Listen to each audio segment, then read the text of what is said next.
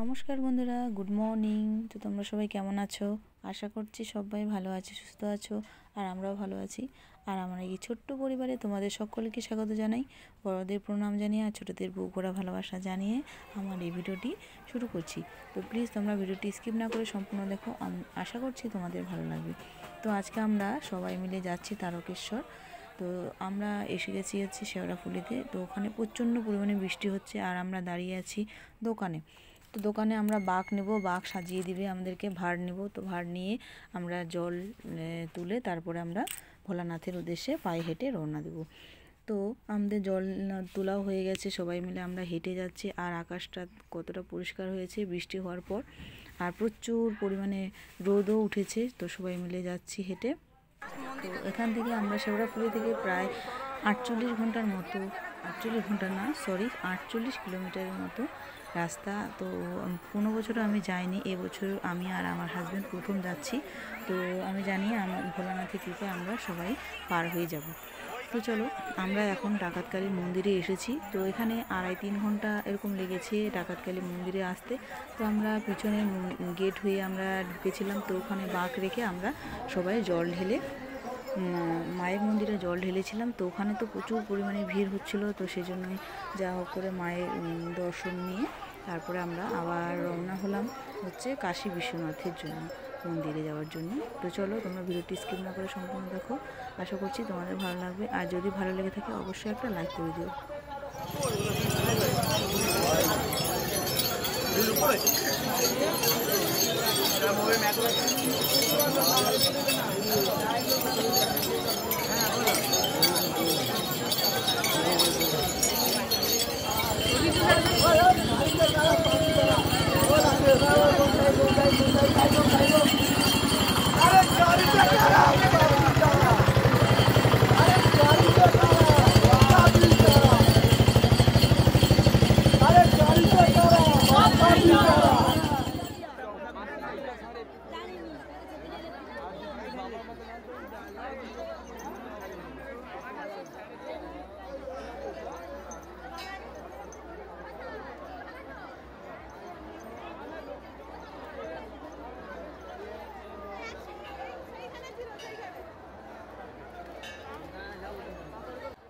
তো বন্ধুরা, ডাকাতকালী মন্দির থেকে আমাদের হেঁটে আসতেই প্রায় 12টার মতো বেজে গেছে। আমরা এখন আছি কাশী বিশ্বনাথ মন্দিরে।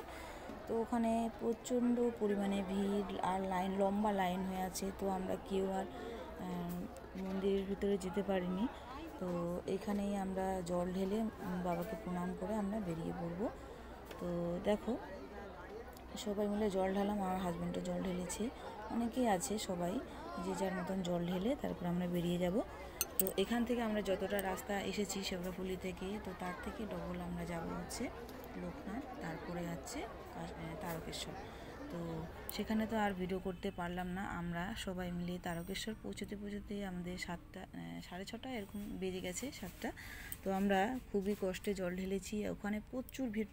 তো তোমরা এখানে দেখতে পাচ্ছ স্টেশনে আমরা জল ঢালার পরে তারকেশ্বরে স্টেশনে এসেছিলাম। তো স্টেশনের অবস্থা যা, আর পায়ের অবস্থা এত পরিমাণে খারাপ হয়ে গেছিলো যে হাঁটতেই পারছিলাম না। এর জন্যই আমরা আবার গাড়ি বুক করে আমরা আসছিলাম। তো আমাদের এখান থেকেই গাড়ি বুক করা হয়েছে। তো এখান থেকে আমাদের ওখানে তারকেশ্বরে গিয়ে তারপর ওখান থেকে আমাদেরকে এনেছে, ঠিক আছে। তো আমরা দেখো বাড়িও চলে এসেছি প্রায় কাছাকাছি। আমাদের এখানে বিদ্যুৎ কেন্দ্র দেখা যাচ্ছে মেছাদার কাছে। তো চলো, ভিডিওটি কেমন লাগলো, যদি ভালো লেগে থাকে অবশ্যই একটা লাইক করে দিও আর সবার সঙ্গে